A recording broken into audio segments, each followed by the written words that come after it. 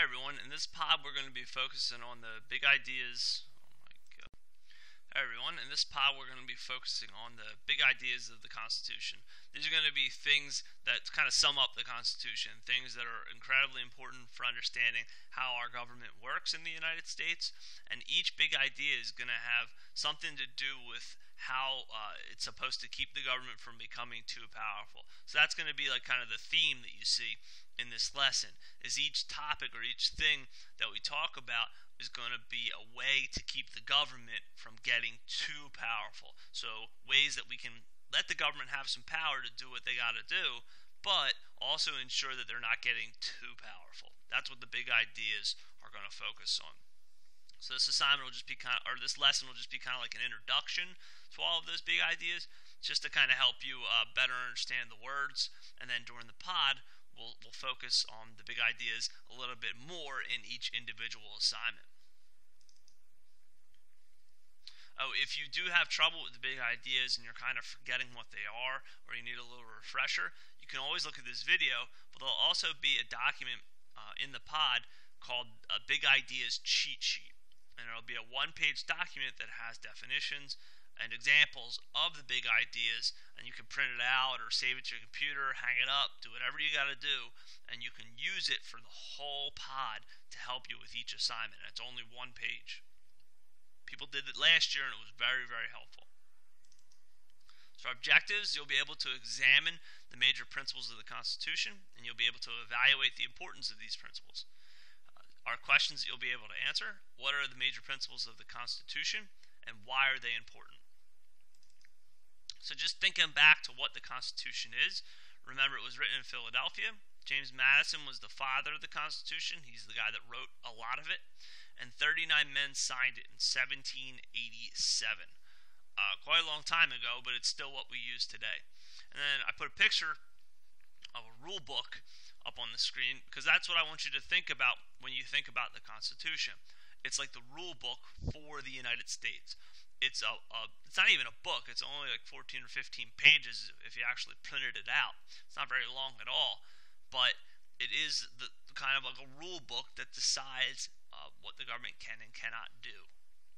So it's the book that makes it our government kind of go and our country kind of go. It's all the rules that need to be followed to make sure that we can have an effective government and still have our rights. Like I said, it's not very long. If you printed it out, it'll only be like 13 or 14 pages on regular paper. It's just a blueprint. It's a guide.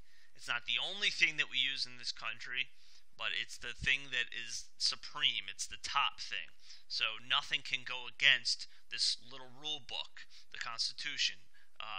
And that ensures that we are protected and that the government can do what they need to do.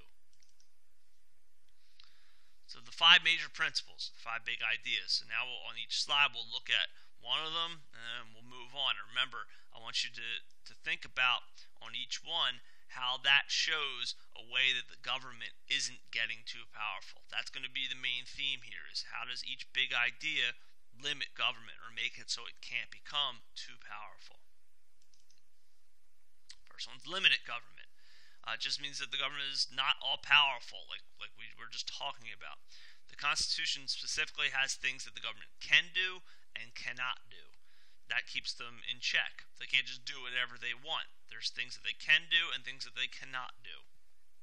Also, they all have to follow the rule of law. Just because they're members of the government, the president or a judge or a congressman, whatever, just because they're in the government doesn't mean that they don't have to follow laws. They're not above the law. Remember, we call that the rule of law. The laws are in charge, not men, not women, not kings, not presidents.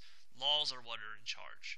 So if somebody breaks the law, no matter who they are, they're supposed to be punished accordingly, even if they're in the government. So that's limited government.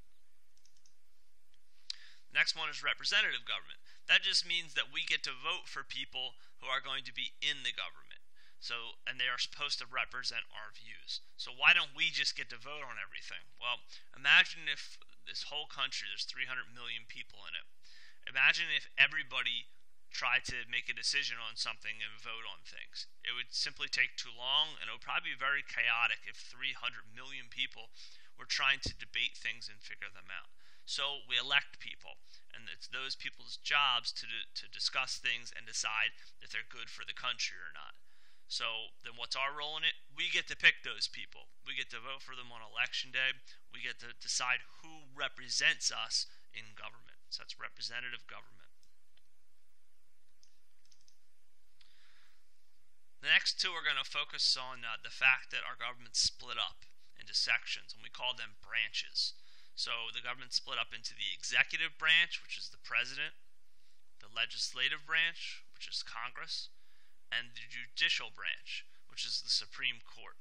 So instead of just having one group, everything's split up, and there's three groups within the government. So now we'll talk about why that is. And in the next lesson, you're going to learn more about these three branches. So why did they do that? Why did they kind of split up power and make three branches? Why did they complicate it like that? It seems like it would be easier just to have one group. Well, this big idea tells you why. It's called separation of powers. They wanted to split up the responsibilities and the powers of government because they didn't want any one group to become too powerful. They felt like if they had only one branch or one part of the government, then that part might get a little too powerful because they have too much power. So they decided to split it up into three parts instead of one. I mean, just think about like if you had a team or something like that, and there was one guy and he had all the power, he could just do whatever he wants. It might not work that well. So that they thought about that and they said, well, let's split up the power. Let's make it so it's shared or separated among three different groups. So instead of one group having all the power, they split it up into three groups to divide the power up to make sure that there's not one group that has all the power, because that could be dangerous. On top of that, our next big idea is checks and balances. They come up with a way for each branch to kind of watch over the other branches and make sure that the other branches weren't doing anything wrong. We call that checks and balances because we're checking up on the other branches.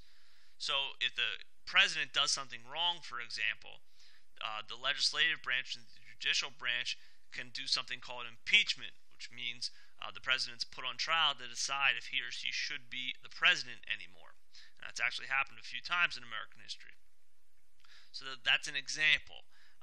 Same kind of thing with the legislative branch. If they make a law and the president decides, I don't think this is such a good law, the president can veto it and send it back to the legislative branch. So they all have things they can do to each other to make sure that they're not acting up and kind of getting out of control.